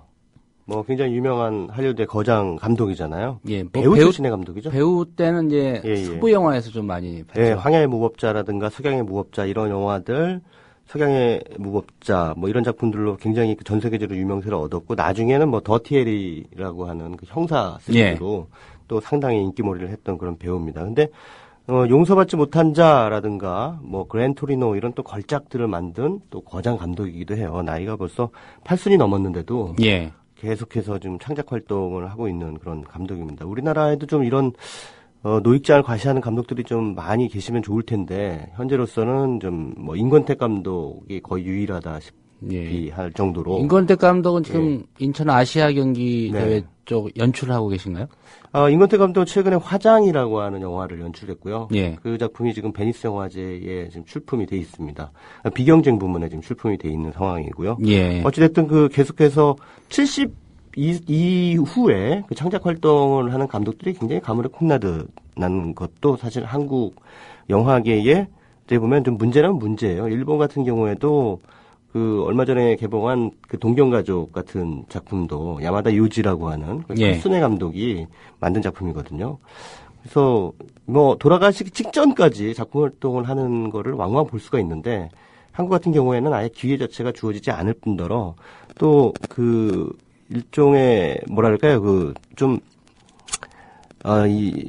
좀 구닥다리 같은 느낌이 나는 그런 그 영화적 관성을 좀 버리지 못하는 것도 그분들에게 기회가 안 가는 이유가 근데 하나예요. 예. 영화계에 보면은 특히 영화계 원로라고 하는 분들이 영화인 협회라고 하는 쪽에는 많이 들어가 계신데 그 협회 뭐에서 하는 총회나 이런 데 가보면은 저도 뭐 취재차 몇 번 가봤거든요. 근데 뭐 거의 육두문자에 난립이라고 봐도 과언이 아닐 정도로 상당히 하여튼 그 정서적으로 좀 동의하기가 좀 어려운 그런 괴리가 좀 있어요. 예. 그래서 한국에서는 여러 가지 좀 사정 때문에 창작 활동이 이어지지 못하고 있다 이렇게 보시는군요. 사정이라기보다는 이제 세계관의 문제고 지금 한국 영화계 원로분들이 주로 7, 80년대에 이제 활동을 하셨던 분인데 아시다시피 그때는 검열이 굉장히 아주 셌잖아요. 예. 근데 그 상황에서 이제 국가에서 허락해준 영화가 이른바 호스테스 멜로라든가 그러니까 벗는 영화들 있죠. 예, 야한 영화들. 예. 그런 작품들만 허락을 해줬습니다. 그리고 당시에는 허가받은 영화사만이 영화를 찍을 수가 있었어요. 그래서 독점 체제였죠. 물론 지금도 뭐 CJ라든가 뭐 자생적인 독점 체제로 가고 있습니다만 어찌됐든 국가기관이 영화사까지 통제를 했던 시절이었고 그때 영화를 찍었던 분들은 이른바 어떻게 보면은 사실상 국가로부터 공인된 그 창작 활동을 하셨던 분들이에요. 예. 그러니 뭐 어떤 작품들을 내놨을지 뻔히 짐작이 되시죠. 당연히 이후에 그 성향들, 정치적 성향이라는 것이 또 어떻게 흘러갔을지도 우리가 충분히 짐작할 수 있는 대목이라고 할 수 있겠습니다. 예. 그러다가 이제 90년대 후반 들어서 영화계에 좀 그 지식인들이 많이 유입이 되면서 또 영화계에 어떤 약간 진보적 색채를 가진 그런 분들도 많이 창작 활동을 하게 되면서 이른바 젊은 영화인들이 이제 신파를 형성하게 되고 나이 드신 원로 영화인들이 이제 구파를 형성하게 되면서 대립각을 만들게 되죠. 그런데 어떻게 보면 좀 세대 간의 분리 현상이 확연하게 좀 이루어졌군요. 세대 간의 분리이면서도 동시에 그 영화를 통해 세상에 어떤 얘기를 할 것인가에 대한 어떤 그 영화적 관점의 차이라고 하는 것이 더 옳은 분석이 아닌가 이런 생각이 듭니다. 어쩌다 보니까 얘기가 한국 영화계의 어떤 그 세대 간 대립과 지형도에 대해서 말씀을 드리게 됐는데요. 어쨌든 클린트 이스트우드 감독은 미국의 또 진보 보수를 이렇게 굳이 구분을 해본다면 보수 쪽에 가까운 분이에요. 이분은 골수 공화당 지지자입니다. 근데 아마 이런 말씀 들으면 클린트 이스트우드 감독 좋아하시는 분들은 그래? 보수야? 이렇게 생각하실 것 같은데 한국의 보수하고 미국의 보수하고 이렇게 같이 수평 비교를 하시면은 좀 안 됩니다. 그렇죠. 예. 일단 클린트 이스트우드 감독의 그 영화들을 보면 저것이 그 미국의 보수주의자들이 갖고 있는 가치구나라고 생각하시면 됩니다. 근데 그것이 이제 한국으로 유입되면 굉장히 진보적 가치가 되고 또 심지어는 그 좌빨로 몰리게 되는 그런 상황이 되는 약간 가치전도의 사회에서 우리가 살고 있는데 어쨌든 그 클린트 이스트우드 감독이 유독 실화를 바탕으로 한 영화들을 많이 만들었어요. 뭐 이를테면 아버지의 깃발이라든가 이오지마에서 온 편지 같은 작품은 태평양 전쟁기에 그 미국과 일본의 어떤 그 아주 치열했던 전투의 현장 속으로 관객들을 안내하고 있는 작품입니다. 근데 어떤 시각의 균형성을 위해서라고 해야 될까요? 그래서 그런지 아버지의 깃발은 미군의 입장에서 같은 전투를 다루고 있고요. 이오지마에서 온 편지라는 작품은 일본군의 입장에서 또 역시 이오지마 전투를 다루고 있습니다. 그래서 아버지 깃발은 한국에서 개봉했는데 이오지마에서 온 편지는 한국에서 개봉을 못했습니다. 왜냐하면 반일 감정을 의식해서 일본군의 입장에서 그 태평양 전쟁을 다루고 있기 때문에 그 부분은 한국에서 용인이 안 된다라고 하는 판단 때문에 개봉을 못했던 그런 바가 있습니다. 국내 친일 인사들이 적지 않은데 그분들은 보지 않았을까요? 어떻게든? 근데 뭐 그 영화가 그렇다고 친일 영화는 아니에요. 그러니까 전쟁이 얼마나 그 인간성을 말살하고 피폐하게 만드느냐라고 하는 이제 부분에서 전쟁의 이쪽 편과 그리고 이 전쟁의 저쪽 편을 동시에 보여줌으로써 그 전쟁이라고 하는 것이 사실은 쳐들어간 사람들이나 아니면 뭐 침략을 당한 쪽이라든가 이런 쪽에 어떤 승패는 있을 수 있겠지만 그 전쟁에 참여한 병사들의 입장에서는 모두 다 전쟁하기 싫은 거예요. 그렇죠. 네. 그냥 죽으러 가는 거잖아요. 그거 누가 좋아하겠어요. 그러니까 그런 이제 차원에서 이제 클린트 이스트우드 감독이 양쪽의 관점을 전부 다 유입을 해서 두 편의 작품을 만들었다는 것은 뭐 대단한 균형 감각이다라고도 평가할 수도 있을 것 같습니다. 그리고 남아프리카 공화국 잘 아시는 넬슨 만델라의 그 대통령 재임 시절에 럭비부 그 대표팀을 다뤘던 인빅터스라는 영화도 역시 실화를 바탕으로 해서 만든 클린트 이스트우드 감독의 영화인데요. 예. 오늘 제가 소개해드릴 영화 체인즐링이라는 작품은 지난 2009년 초에 한국에서 개봉한 영화인데 이 작품 역시 실화가 배경입니다. 1928년에 실제로 벌어졌던 일인데 한번 사연을 들어보세요. 참 기가 막히고 코가 막힙니다. 주인공은 안젤리나 졸리가 연기한 크리스틴이라고 하는 여성인데요. 싱글맘이에요. 예. 그리고 이제 워킹맘이기도 하고요. 이제 일을 하면서 아이를 키우는데 홀로 어린 아들을 월터라는 어린 아들을 키우는데 이 월터가 어느 날 갑자기 실종이 돼버려요. 그럼 실종되면 이제 경찰에 신고를 하면은 꼭 또 돌아오는 말이 24시간 지나야 된다. 뭐 그냥 어디 놀러 갔을 수도 있고, 뭐 길을 잃었을 수도 있고, 뭐 이랬으니까 뭐 가출을 했을 수도 있고 이러니까 조금 기다려보자. 뭐 이렇게 되죠. 그래서 마찬가지로 크리스틴도 애타는 마음을 참고 조금은 기다려보는데 결국은 안 돌아오는 거예요. 그래서 이제 실종 어린이 이제 수사에 나서게 됩니다. 예. 이 영화의 배경이 바로 LA입니다. LA는 로스앤젤레스. 로스앤젤레스는 천사의 도시라는 뜻이죠. 예. 그러나 이 LA의 경찰은 천사의 도시하고는 굉장히 거리가 먼 상당히 그 부패하고 관료적인 그런 집단으로 묘사가 되고 있습니다. 실제로 당시 1920년대 후반이 대공황 시대였기 때문에 소위 말하는 그 마피아들과의 유착이라든가 경찰의 부패상이 굉장히 만연해 있었다고 합니다. 뭐 이런 가운데 이제 LA 경찰이 아이를 찾았다.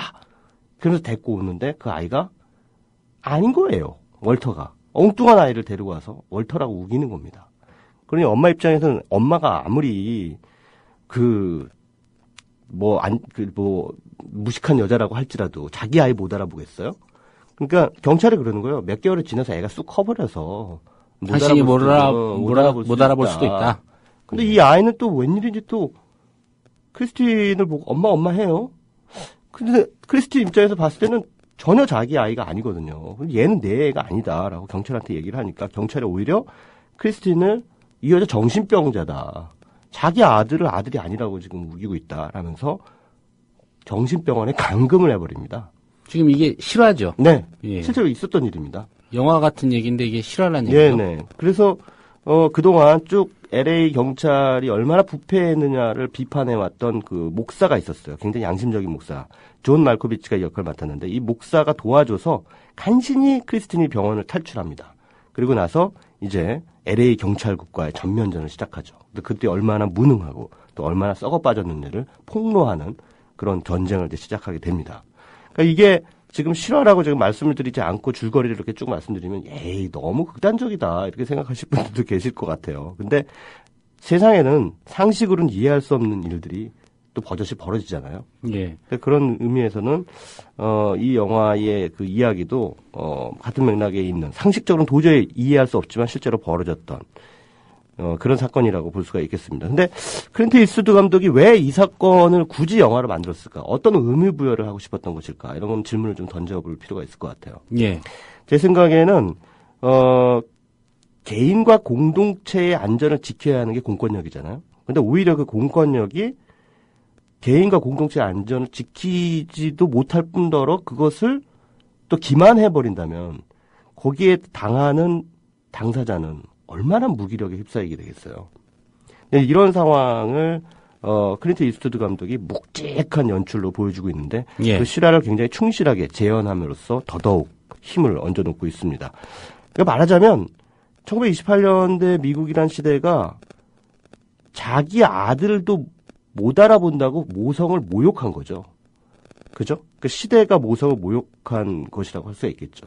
게다가 정신 나간 여자라고. 네, 정신 나간 여자라고 몰아붙이니까 크리스틴에게 감정이입된 관객은 얼마나 가슴이 먹먹해지겠어요. 답답하고. 이것이 천사의 도시라고 일컬어졌던 LA에서 80년 전에 실제로 벌어졌던 폭압적인 상황이었다는 거죠. 예. 앞서 말씀드린 대로 클린트 이스트우드 감독은 굉장히 잘 알려진 공화당 지지자입니다. 그래서 굉장히 보수적 가치를 옹호하는 쪽에 가까운 그런 분이라고 할 수 있겠는데요. 뭐 밀리언 달러 베이비라든가 아버지의 깃발 같은 그 클린트 이스트우드 감독의 영화를 보면 가족에 대한 관심사가 굉장히 크다라는 것을 알 수가 있습니다. 근데 시대가 개인을 핥히고 또 현실의 그 잔인함 속에서 뭐 좀 무기력해지는 그런 그 부성의 풍경, 모성의 풍경 이런 것들을 이제 포착하려고 애쓰고 있는데요. 이것이 체인질링이라고 하는 작품에서는 결국은 또다시 그 시스템에 의해서 고통받는 가족의 모습을 보여주고 있는 것이죠. 그래서 시대의 모순과 불합리함을 이렇게 조명해 주면서 미국 사회를 지탱하는 마지막 보루로서의 가족, 이것의 가치를 역설적으로 상기시키는 작품이 바로 체인질링이라고 할 수 있겠습니다. 예. 클린트 이스트우드 감독에겐 바로 그 가족의 가치가 정의라고 이렇게 볼 수 있는 것이죠. 예. 제가 한 가지 궁금한 게 네. 경찰이 다른 아이를 내세워서 이게 당신이 찾던 당신 아들이다라고 한 이유는 뭡니까? 그러니까 귀찮으니까. 수사는 해야 되겠는데. 네, 수사는 해야 되고 또 성과는 내야 되고 하는데 귀찮으니까 이렇게 아무 애는 데리고 와가지고 이제 걔한테 이제 엄마라고 해라. 그렇게 한 다음에 그냥 붙여놓은 거예요. 그러면 그냥 넘어갈 거라고 생각했던 거죠. 엄청난 상상력이죠. 예. 그때 그 미국 경찰도 그때 당시에 얼마나 한심했는지 우리는 알 수가 있는데 어찌됐든 이 영화가 우리에게 조금 제가 왜 이 영화를 오늘 제가 소개해드린 이유가 뭐냐면 어제 이제 유민 아빠 김영호 씨가 단식을 풀었잖아요. 예. 48일 만에 단식을 풀었는데 사실 그동안 그 김영호 씨가 단식을 한 이유는 유민이가 왜 죽었는지 알아야겠다. 그 진실을 알려달라. 이런 거였잖아요. 근데 그 대가로 이 그냥 생으로 굶고 있는 사람한테 엄청난 인신공격, 마녀사냥을 가했단 말이죠. 우리 한국 사회의 일각이. 정치권 뭐 할 것 없이 어버이연합도 물론이고 지금 능멸을 하고 있는데 또 뮤지컬 배우라는 네. 그런 사람들 보면 일단 공감 능력이 현저히 떨어진다라고 하는 것을 뭐 우리는 알 수가 있겠는데 어찌됐든 자식을 잃은 아버지의 심경에 어떻게 그런 그 잔인한 얘기들을 할 수 있는지 그리고 그 외침을 외면하는 정치권 혹은 시스템 이런 것들은 하나의 폭력이라고 볼 수가 있는 거죠. 그 외면을 넘어서 거기에다 저주를 퍼붓고 약 올리고 능멸하고 신상털기하고 이런 사람들은 거의 괴물이라고 볼 수가 있어요. 신문에 네. 아빠의 자격 논란이라는 제목이 있었습니다. 네, 그렇습니다. 예. 그래서 미국의 보수주의자인 클린트 이스트우드 그게 얼마나 엄청나게 유치하고 정말 잔인한 짓인지 알고 있는 거죠. 그건 상식에 속하는 일이거든요. 근데 불행하게도 우리 현대사가 많은 괴물들을 양산했고 또 불행하게도 그 괴물들에게 권력을 쥐어줬잖아요. 그래서 그 새끼 괴물들이 지금 자기가 노예인지도 모르고 그 큰 괴물들의 입이 돼가지고 떠들고 있는 상황이 되는 거죠. 그래서 그런 유민 아빠와 관련된 그 단식 농성과 관련된 그 최근에 그 사회적인 풍경들을 바라보면서 이 체인질링이라는 영화에서 벌어졌던 상황들이 좀 뭐랄까 이렇게 살짝 겹치는 듯한 느낌이 들어서 이 영화를 소개를 해드렸습니다. 예. 그런 면에서 현재 우리 상황과 좀 맥이 닿는 네. 영화일 수도 있겠다는 생각이 듭니다. 네네. 예. 말씀 잘 들었고요. 아쉽게도 최강희 평론가님과는 오늘이 마지막 방송입니다. 네. 9월 개편에 맞춰서 여러 가지 변화가 있는데 그동안 영화 얘기 정말 잘 들었는데 얼마 전에 방송에서 영화평 하는 걸 보고 제가 반가웠어요. 아, 예. 저분 우리 라디오 방송에 나오는 분인데 TV 화면에도 나오네? 라는 느낌 때문에 되게 반가웠는데 네네. 앞으로도 좀 왕성한 활동을 해주시길 부탁드리고 네. 기회가 닿으면 또 다시 모셔서 영화 얘기 저희 조합원들 또 청취자들과 나누는 그런 시간 갖도록 하겠습니다. 네. 짧게 소감 한 말씀 좀 부탁드릴까요? 네, 뭐 그동안 사실 아이템 짜내느라고 머리 많이 아팠는데요. 잠깐 쉴 수 있는 시간을 주셔서 감사드리고요. 뭐 나중에 또 좋은 기회로 만나 뵙겠습니다. 예, 오늘 말씀 잘 들었습니다. 네, 고맙습니다. 네, 오늘 뉴스바가 준비한 소식은 여기까지입니다. 조합원 여러분께는 공지해드린 대로 9월 1일자 국민라디오 가을 개편에 따라 뉴스바는 다음 주 월요일부터는 오전 9시로 시간을 옮겨서 1시간 동안 방송합니다. 코너별 프로그램에도 좀 큰 변화가 있습니다. 그동안 매일 아침 국제뉴스 브리핑을 해온 장혜림 캐스터, 또 특종의 진술을 맡아온 미디어스의 김한 편집장, 오보의 역사를 팩트로 채워주신 미디어오늘의 조윤우 기자, 금요일 의미 있는 영화 이야기로 꾸며주신 최강희 평론가께 제작진을 대신해서 감사의 말씀을 드립니다. 또 1년 가까이 뉴스바 제작을 맡아온 김효진 PD는 다음 주부터는 국회 취재 현장에서 기자 리포트로 청취자 여러분과 만나게 됩니다. 그동안 제작을 위해 수고해준 김효진 PD에게도 고마움을 전합니다. 청취자 여러분의 변함없는 성원과 관심 부탁드리겠습니다. 주말 잘 보내시고 다음 주 월요일 아침 9시에 다시 뵙겠습니다. 함께해 주신 여러분 고맙습니다.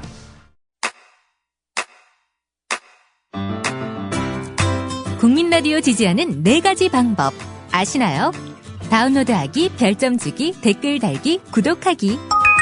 국민라디오를 보다 많은 이들에게 전할 수 있는 가장 손쉬운 방법. 다운로드하기, 별점 주기, 댓글 달기, 구독하기. 잊지 마세요. 다운로드하기, 별점 주기, 댓글 달기, 구독하기.